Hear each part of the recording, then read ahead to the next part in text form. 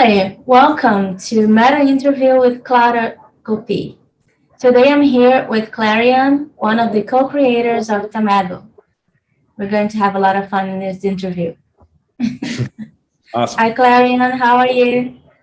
Hi. I'm fine. Thank you for having me for this interview. Oh, thank you for coming. You honor me. The honor is all mine. How are you doing today? Great. It's hot in here. I'm doing fine. You can turn a fan. Start. What? Sorry? Would you turn a fan, like a big fan, or would it be too loud to edit it if you had Oh, no. Yeah, I have AC on because the fan will be crazy because I'm using my cell phone as a webcam. I don't have a webcam.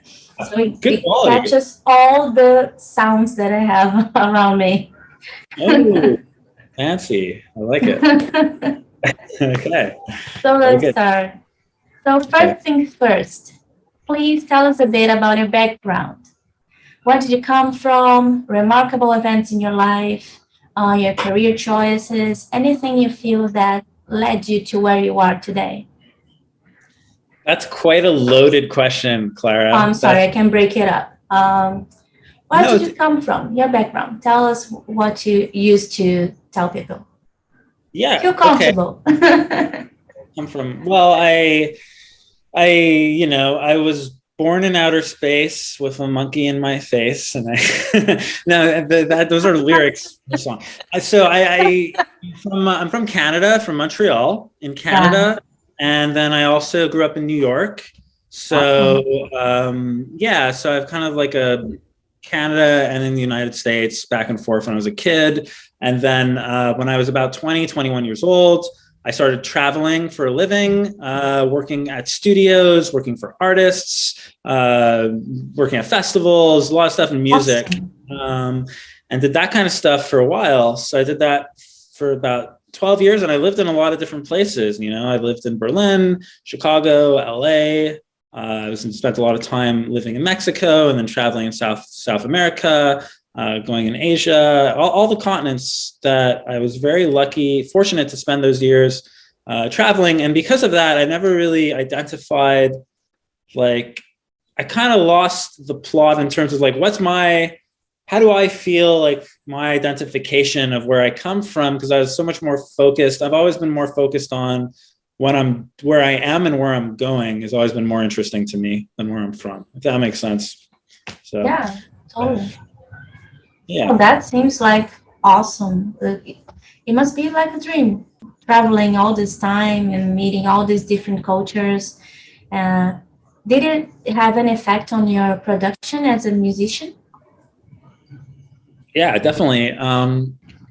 It is very, to be able to travel is amazing, to live today in a time where we can travel to different cultures. Cause I do like to think about it like compared to the Middle Ages or compared to, times where if you wanted to go from A to B, it could take you a long time, on a boat, even the Industrial Revolution, like with airplanes, you can fly. Of course, now we're much more conscientious about how we spend our emissions, right, when we travel. But even barring traveling, the ability for us to connect right now on a Zoom meeting, that you're in Brazil and I'm in New York, that's traveling. Like we are traveling. In my mind, we're traveling right now. That's why the metaverse is so exciting and interesting. And so I would just say overall, I would kind of put it like to live in a time where interconnectivity is prevalent and accessible for people, that has a huge influence on my feeling of what people are like, what cultures are like. And then in turn, because it opens my eyes to different types of ways of living, different types of people out there, such as yourself. And then in turn, that also then affects my overall outlook on what it is to be alive, to exist on this planet with other people, to share the space. And then how I make music or how I work or make technology or whatever I do, it has an impact, because then it makes me more conscientious, more aware of this planet, which otherwise I think, I'm in my early 30s, but when I was a kid, there was no internet for a while. Yeah. That's a weird concept. Imagine no internet. Yeah, I'm 35. Okay, you know what I'm talking about. I'm just laughing. Like, imagine for a kid today that's 10 years old, it'd be like, Yeah. what? Or just imagine now. Imagine if somebody came up to you right now and said, "There's no internet. It's gone. Like it's gone. Like, oh, like what? What's gonna happen, right?" But yeah, so but like that, I guess the dichotomy there is sort of interesting because then, I do have the juxtaposition of thinking to myself, if I wanted to know what like somebody in France is doing, I'd have to write a letter, or like whatever. You watch something on television, which is very much catered to, give you a message that's going to be in a specific frame. But the ability to have a Zoom call, that's a game changer because then that really does, things like that, streaming. So it definitely plays a major factor, I think, for me in terms of my outlook and like the way I see the world, the way I see the world. Awesome. Very deep thoughts. Deep thought. That's because it's like Wednesday afternoon you caught me during deep mode. Deep Wednesdays. I like it. I love it. I love having deep conversations. It makes us think. Well, but it's a facade because like it's only for an hour on Wednesdays that I get into deep mode to make up for like the other 6 days where it's all surface. It's all surface thought. You can't be deep all the time. You go crazy. You'll drown. Oh my God! I'm being a great philosopher, thinking about life and the world and everything else. I'm me, I'm you. What are we? No, I know. Those questions are very, it's funny because I don't know, that there's a downside to technology and that it captures your attention constantly in order to figure out how it works, figure out what you're doing with it and figure out where it's going. And it's kind of fundamentally though, like, why do we even do anything, right? Like when we're building these technologies, we put necessity on the value of the technology based on its utility, essentially. Yeah. And utility comes down to basic instincts. It comes down to survival, right? Our ability to see, well, what helps us to survive? What helps us to survive collectively, individually? And so inherently, you think technology then should be, it should just be right there on that base value with those fundamental questions like who we are and why are we the way we are. But yet it doesn't answer those questions, right? Like, you can get a DNA exam and you can be like, oh, no, and it like be thought provoking, but then we still have those questions. But what does it mean? Who are we? And that is philosophy. And philosophy it's something that I think like the Greeks in the Western world, I think thinking about like back to the Western world, like they thought the ancient or like I guess the ancient Greeks would be the predecessors or ancestors of Western civilization, which has, influenced the world, I guess, right now to where we are today on different levels. But when I think about those Greek philosophers, when you're saying, oh, I'm a great philosopher and I'm just thinking about philosophy and I'm sitting around thinking about who I am, that's like when I think about Plato, right? Or like, you think about like Aristotle sitting around being like postulating things, right? Like, ooh, like what is the meaning of, and we kind of laugh at that, but for them, the importance of the philosopher was very, very valid in terms of society, running the society. And those values, those fundamentals are still very, very much, I think like in blockchain, for example, or when you look at technologies, you don't just look at what the utility is, you also look at the philosophical value of it in terms of the fundamentals, right? Like the terms and conditions which affect us as being in terms of our lifestyle. And it gets philosophical, right? It gets metaphysical. It's not always, utility isn't always 100% functional, I think is what I'm saying. Like, it's not always 100% like, oh, here's a fork and you can use it to eat things with, or like, here's an app to park your car. It's like, yeah, okay, there's that, but then there's more to it than just that, I think, because then how was the fork made? How was this car app made? How do you use it? Where does that go? Where do those resources go? Is that value transparent? Is it not transparent? And these questions like transparency, the democratization of assets, use cases, you shine a big light onto these onto these philosophical thoughts, let's say these philosophical notions, once you start moving into, the deeper fundamental questions. And I think blockchain and technology, there's a relation. Decentralization, how does it all, well, let me just, I'm loving the conversation, but you said you don't have a lot of time. So let's come back here. No, I'm loving it. But yeah, I just don't want to waste your time, but not being able to do the questions. Circular logic is something that like you don't want to put me in, because then it's like a carousel. And like I won't even know. I'll be talking to myself for 12 hours. And then you're gonna have to be like call somebody. No problem. So to your next question. How was your transition from your previous work area to Web3 and blockchains? Yeah, so I don't really see it as a transition personally, because for me, well, I guess into blockchain specifically, yeah, but in general, the internet for me is inherently decentralized, and music is also, to an extent, decentralized in the way that it's like an audio wave that gets propagated into the air, and then, that gets distributed and everyone can hear it, and they're all decentralized when they're listening to it. So, and then the internet, when in its initial conception, right, it's a network. It's decentralized. You have computers everywhere that are processing information. What centralizes it is when you have these big companies that come in and then create gatekeeping. So they'll say, well, yeah, you used to be able to access this for free, but if you come through us, you have to pay for it, but it's better because we've packaged it in such a way where we promise we're going to give you this, this, this, and this. And then, in the beginning, it was actually much more decentralized, but now it's come to a point where you have these huge companies, like Google is huge, massive, Meta, or Facebook or whatever. I don't know, like Meta, but, so in my mind, all these concepts have been like, they're always, I love science fiction. So William Gibson, me too. These guys, Philip K. Dick, these guys were thinking of like cyber networks and things like that. Networks that are inherently decentralized because you have information being passed from multiple different areas and then kind of relating into one.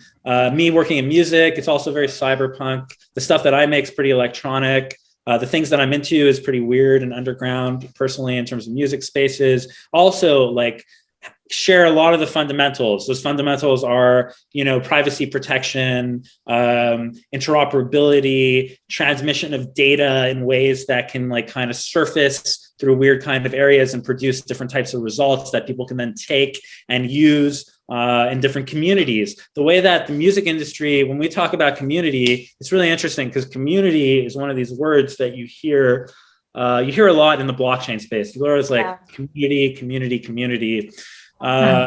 It's interesting because in like rave culture or in like indie rock culture, community is everything. They don't say community. You just are, right? It's just like, and it's like, it's more of like a kind of weirder, I don't know. I'd say it's like, it's less nerdier, like, right? Like with blockchain community, it's a lot of nerds that are kind of like, all right, like, okay, so how are we going to go do this, and this? And like, they use the word community. Sometimes it's used appropriately. Sometimes I get a little bit cringy with that term because then it's like, they talk about community and values, but it's really like a bunch of people shilling something or taking something, creating a bureaucratic approach, and then like delegating all these different forms, which are then, just materialistically, it's like, okay, what's really happening is that people are taking a step back, but they're still pulling the strings and delegating at different levels. And then that kind of format of community, not so great. What I love about Near is that I do get a bit of a resonance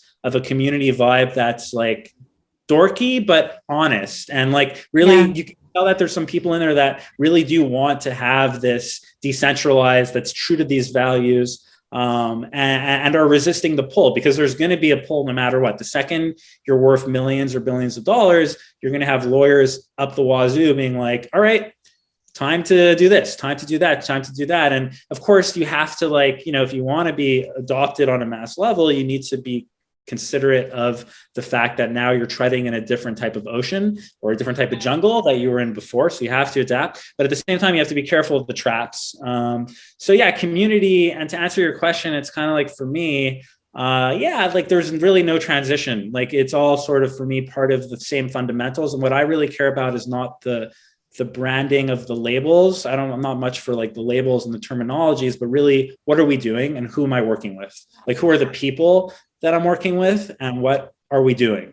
And then it's the actions that really count. And I think actions really count, because then you do things, right? You talk about it, and then you do things. And then if you do things that you like, you feel good. And if you do things you don't like, you try to make adjustments. So yeah, that's kind of how I look at it in terms of Web3 or Web2, blockchain and the internet and those kinds of things. I kind of look at it more like, I don't really care for being part of Web3 or blockchain. What I care for are any types of solutions that blockchain or Web3 concepts can offer that will help people to have, you know, better type of experience, whether it's going to be at artists. In my case, it's musicians and artists. I'm making a music app. So I want to create something using the solutions that are proposed and then test to see that those solutions really work. You know, like, don't take it at face value, try them out. And then if they work, great, build on them. And if they don't, then try to offer, you know, ways to improve them. I'm very excited to see what you're building. I've been, me and Becopro live together. So I'm always seeing Tama Island and all you have been doing. And it all seems great. And the platform looks awesome. It's pretty, it's organized, you can find everything there. We are thinking about a music project, and he's all excited to launch it, to show you guys. Nice. It's going to be great. I'd love to see it. Becopro is the best, you know, like Becopro, without Becopro, Tama Island would be, it's like missing a kidney. Like, or there's an eye, like Tama Island's like a body and Becopro is like an eyeball. And it's kind of like, Becopro is more like the eyes that are watching Tama Island though, right? So it's up there. Yeah, and we love his videos, and yeah, it's great to have him part of it. Yeah, I loved it too. I can talk for him because he loved it. What do you think of DAOs? Tell us a bit about the ones you're involved with. I have been saying that you want to turn Tama Island in a DAO. Yeah, well, okay, so there's a few things I have to say about DAOs. I mean, where to start? Like, okay, I look at DAOs in like three different ways. I see the use case for DAO on a transactional way.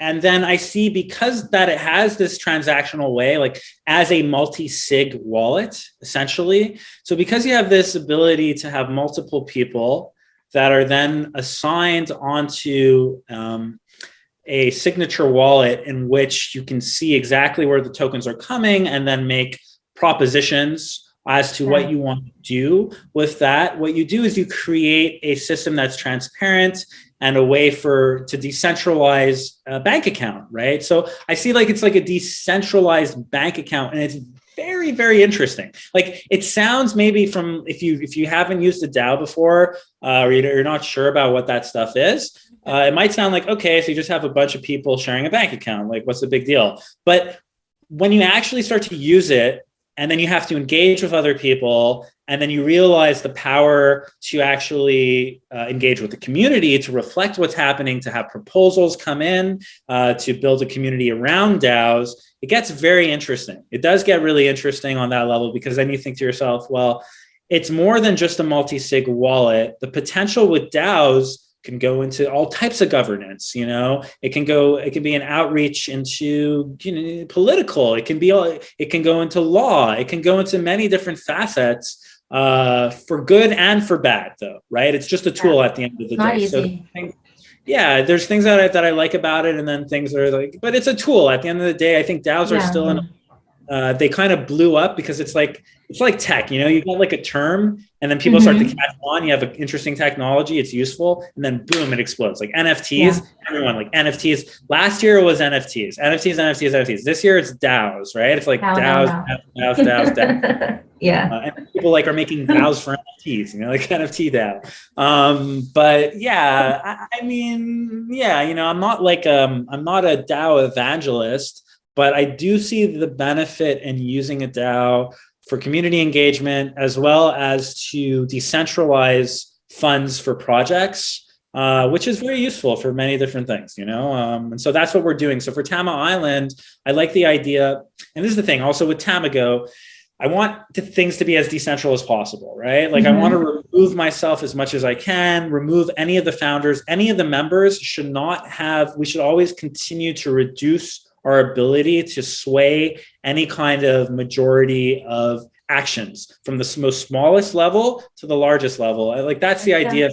I like that. So I'm trying to pursue that as an experiment to take it as far as we can go. So in my mind, one thing I really don't like about Spotify is that, you know, they have curated playlists that they have Spotify employees or Spotify partners that then get like algorithmic boosts to get millions of plays. And that's controlling the airwaves. That's propaganda. That's very centralized, you know? So how do you avoid that pitfall? I think what you do is something like, for example, if people want to do events on Tama Island, then I should not be a part of the decision process of what happens and what doesn't happen on a majority level. So by creating a DAO, what you do is then you let the community come in, and then they can start to propose value. And then that value can then be reflected back by the same community. So you actually get the community to not only engage, but then you get the community to decide on that engagement whether or not their ideas are interesting and worth pursuing. And then our job really is to be stewards of that. It's to be stewards to make sure that it's happening, that it's moving forward with as much limited ability to interfere as possible. Reduce as much the ability for us to interfere as possible with that. And so by making Tama Island a DAO, we do that. In my mind, there's a lot of it's a positive thing to do. Otherwise, it becomes a Clarian party, like whatever Clarian wants. Do Tama Island, and I would love to see it grow into something like that. So it's going to be great. I think it's going to be awesome. It's looking great. Thank you. Yeah, we just keep doing it, and it's a good way for people. It's good for two things. It's good because it allows Jeff and the Metaverse guys on NearHub to work on developing the platform, so it gets better and better. So they optimize things, they try things, and then it's good for us because then we see how people interact on there, and then it gives me ideas. Because what I want to do is take Tamago and virtualize the entire platform. I want the entire platform available on Tama Island in 3D because I think that, again, 3D is the future of the internet. Yeah. Everything's going to be 3D. And so I want to I like experimenting. So I want to see how we can do that and be, doing it. The great thing about doing something new before too many people have done it, the bad thing is that you don't have much reference, right? So you often make a lot of mistakes and you often fall on your own sword. But the good thing is that you feel free. There's this excitement because you're free and you can just try things, because this knowledge comes with the price of freedom in a sense, because I think the more knowledge you have, then the more conscientious you are of things. And then that maybe limits your ability to break. It's harder to break through your knowledge to find something new, because that knowledge will constantly be there. And in some ways, it's like a double-edged sword, right? Because in some ways, the knowledge can take you to a new place, but in another way, knowledge can also put up a wall from you to see through something. If you fall into that trap where, if you have a technology here, this is kind of vague, but let's get more specific so I can make this point come across clearly. If you, for example, I don't know, let's say you want to build an application that can check the weather, right? Like a weather app, right? So a weather app, like you'll tell me, Clarian, like, why are you building a weather app? That's gonna be the first question you probably have. Is like, there's enough weather apps out there. It's like, why are you building a weather app? So is he building a weather app because he wants to learn how to make a weather app? That's probably why he's doing it, right? Because any type of weather app that you can think of probably exists. And then if I were to build a weather app, what would be my first instinct? Google, how do I build a weather app, right? And you're going to get like all these articles, GitHub, and you're like, oh, I could fork this, I could go on YouTube, and all that knowledge exists. And that's great. But all that knowledge actually, in a way, limits us, in my opinion, from building a weather app differently, because then everybody builds the weather app based off of the most popular GitHub repositories, based off of the most popular YouTube videos, the most popular articles that, the Google crawlers send you to. And so you have this same type of structure over and over and over again, tried and true. And that reduces the ability for innovation, in my opinion, on the weather app, primarily because of how much knowledge there is and how much is there and how much availability. So I don't know, maybe that can kind of like help to clarify that idea. So when you try to do a technology like, okay, well, how do I build a weather app that tells me the weather constantly on Venus, right? Now that gets a little bit more weird, right? A little bit niche. So if you Google, how do I build a weather app to show me the weather on Venus, you're going to get probably things that have no correlate. Most of the search is just going to be random stuff. Maybe you'll have like a NASA API that shows you the weather on Venus, but there you go. It's like a puzzle. It's a clue. It's a puzzle clue. That's all it is, right? The knowledge is limited. Because the knowledge is limited, it's up to you. Because it's up to you, you have to sit down now and you have to schematically come up with an entire way to build something, right? Now, what you could do is say, hey, I'm going to go check out how do I build a weather app for planet Earth, because I know that already exists. So you can Google that, then get that, and then reflect a model based off of that model to build a weather app on Venus, okay? And that will give you a level of knowledge. But still, that level of knowledge now there's like a layer of abstraction that's removed from what you're doing. And because you have that layer of abstraction, you have this freedom, that freedom to do things in a different way. And you don't know it. It's not conscious, but if you move forward in that direction, who knows? Maybe you're going to come up with something very innovative, which can then go back to all weather apps and cause an innovation, And so all that is to kind of say, why am I so excited about building on Tama Island virtual stuff? It's because there's not a lot of that. Like Spotify doesn't have a virtual Spotify, or Audius doesn't have a virtual Audius. That's like, there's no like Google how to do that. And so that's what's cool and exciting. And I think it's worth pursuing. When you find things like that you're passionate about, that you're excited about, and there's not a lot of, it's a big, green light for me. So you want to get Tamago to be more than a streaming platform. You want to build a 3D experience, this platform, and turn into a 3D experience. Is that it? Yeah. Well, yes and no. Like you're right about the fact that I want to make a 3D experience, but it's still a streaming platform. Like I don't want it to be something else. You want to get the two of them working together, cooperating. Yes, everything you can do in 2D, you can do in 3D. That's the future of the internet. Like the entire internet is going to be in 3D. Like this whole 2D structure in 10 years from now, people are going to be laughing. They're going to be like, oh, imagine, like that was so annoying. It's like yeah, exactly. It's like using punch codes for coding, in the future, it makes sense. It really does make sense in my mind. I see it pretty clearly. So that's very exciting for me to try to build that, and for Jeff. So we're working on it. Congratulations. It seems like an awesome project. I'm crazy to see it. Yeah, well, Tama Island's already there. So we're going to be dropping, the first thing you're going to see is the embedding. So we're going to have virtual versions of the tracks. Then the second thing is the NFTs. So you're going to have record boxes of the NFTs that you can actually trade on platform and on Tama Island. And then, and then there's a lot of other things I'm thinking about putting the social stuff on chain, but that does cause other complications. But it would be really cool to see liking and disliking virtualized. But yeah, I don't know. We'll see how it goes. Why did you choose Near to build it? Well, why do you think that Near would be a great place to do that? Yeah, I think I answered that question before when I was talking about with music, like I don't know, or did I answer it with you or did I talk to someone? I think I did. No, I did with the community. Your protocol. Yeah, the community. Yeah, because the community is a really big deal. I think I really like Near's community ecosystem, the feeling of it that I get.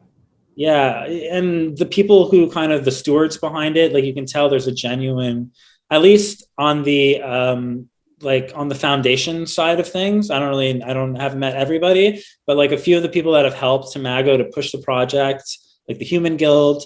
I mean, yeah, they're amazing. Like those guys are like, they're pretty legit. Like that's pretty, like you can tell it's like super legit. They want to build decentralized solutions and they want to see them succeed. Whereas like Solana, no offense to Solana, but I don't think Solana cares. Solana's pretty like upfront, like, yo, this is like going to be the craziest, coolest, whatever, and they want to put something like, it's just like a different vibe that I get, which is not as much more what I'm so for community values. I think it's harder to kind of come up from nowhere. And I do have this, I come from this like kind of feeling in my background where I like to think that it doesn't matter where you come from. What matters is how you prove yourself, and a good community will foster better, it'll foster a funnel for people to develop into really, really strong values, or I don't say assets, but essentially like people that can provide value back to the community.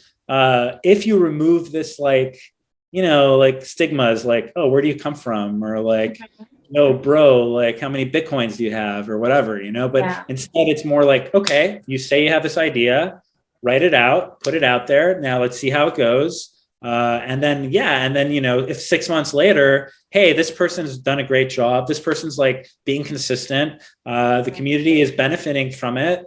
And again, this is like the way blockchain uses the word community. Very different than the music industry.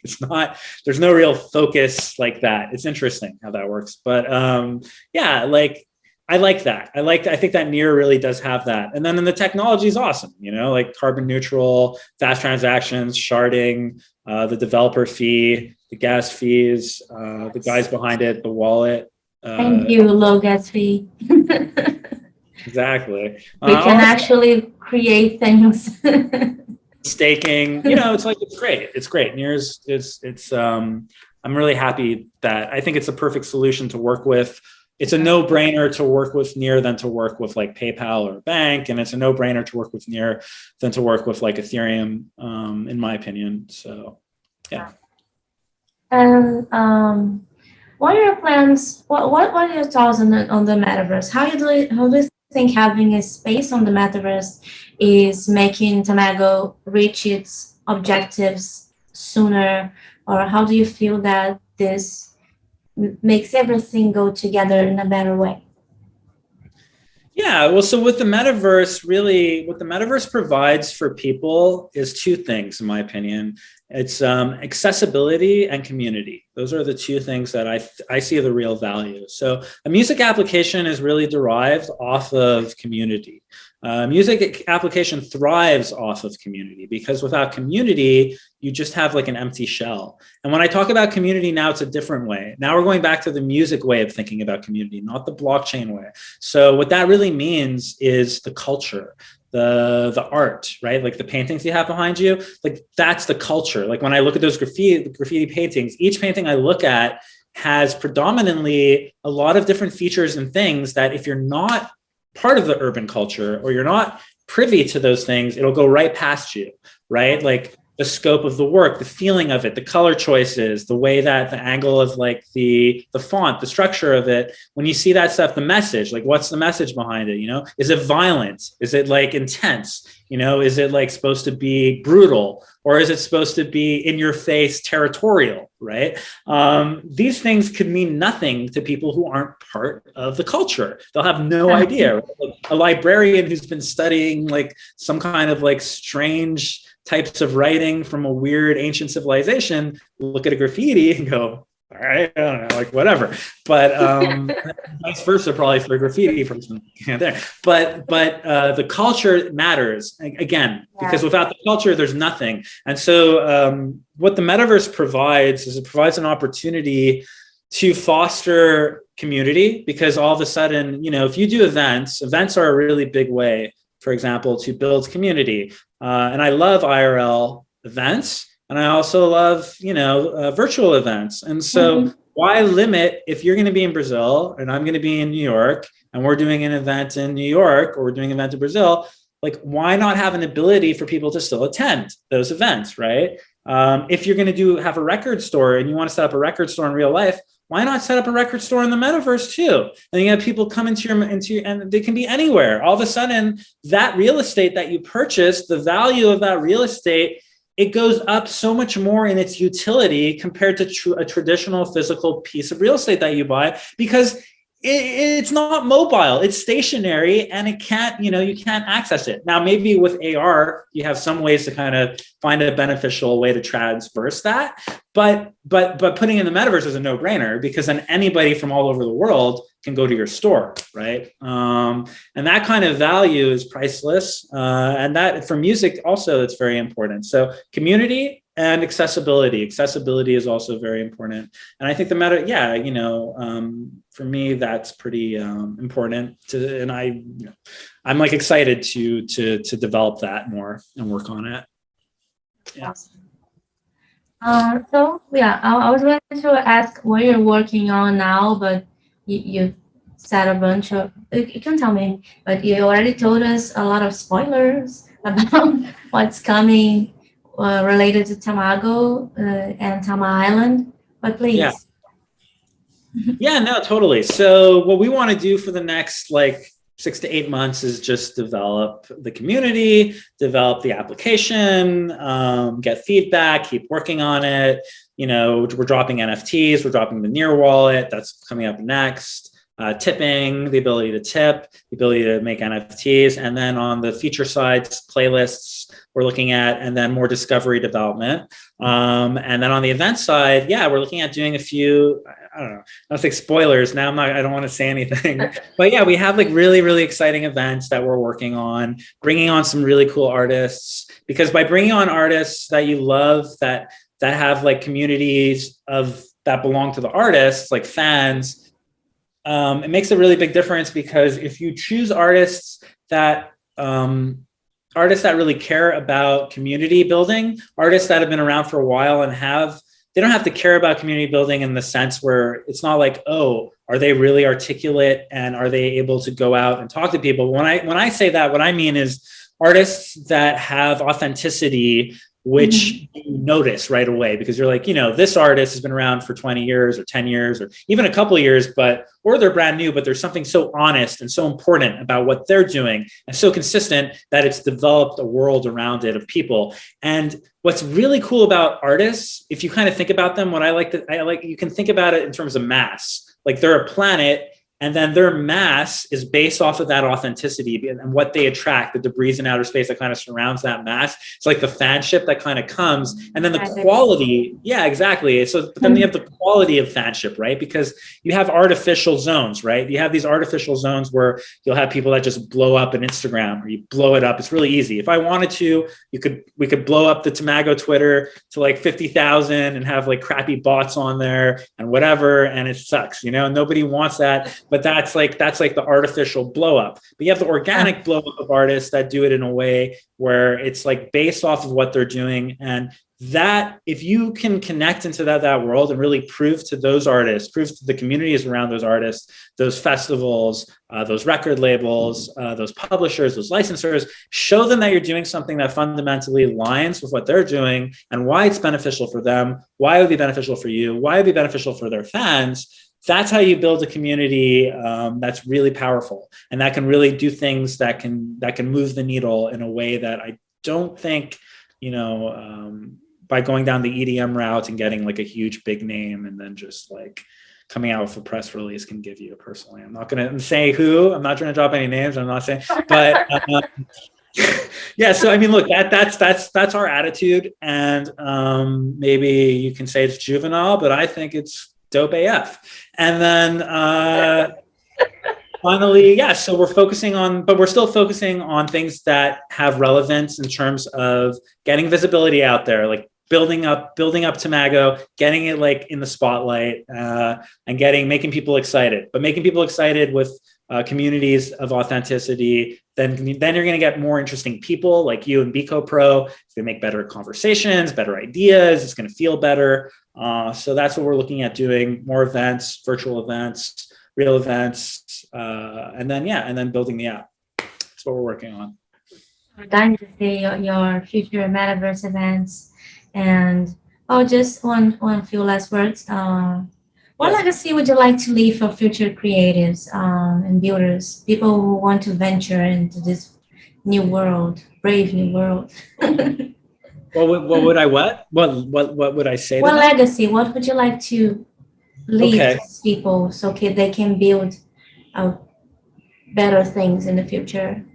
If you have this ambition. I would say something that doesn't suck. That's so honest. I love it. I think that's all I got for that. But yeah. If you could give some words of wisdom to those who are starting now, what would you say? You say that don't do stuff that suck. Build something that doesn't suck. Yeah. And good luck. Quote, build something that doesn't suck by Clarian North. A lot of hate on Reddit for that one. Dude, what are you saying? All right, cool. Well, thanks so much for having me. And I'm going to leave on that note. Yeah, why not?